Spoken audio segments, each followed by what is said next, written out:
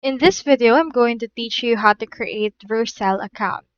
In order to do that, first head over to vercel.com and from in there, just proceed to click on the sign up option in order to create an account. Or if you want to create an account and also start a project, click on this button right here. So let me proceed and click on sign up. Once we're in there, they will ask us for the plan type that you wish to have. You can choose between personal projects and commercial projects. I'll choose right here first the hobby and input right here your name. Once you have inputted your name, click on continue. And then you can choose to sign in using Google, GitHub, GitLab, Bitbucket, and also email. So on my case, let me proceed to choose the email option.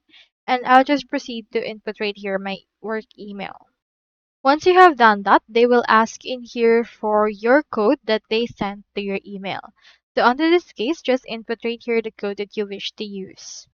They will verify your code right there, and once it's done, you will be redirected to the Vercel account.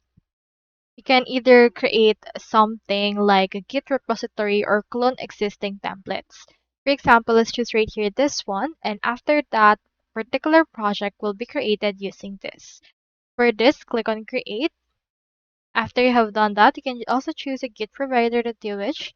You can choose GitHub, and then you will be prompted to sign in to your GitHub account.